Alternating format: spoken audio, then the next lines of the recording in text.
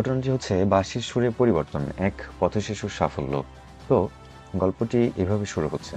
রবিন একটি পথশিশু ছিল। সে কখনোই নিজের পরিবারের ভালোবাসা পায়নি। তার জীবনের একমাত্র সঙ্গী ছিল একটি পুরনো বাঁশি।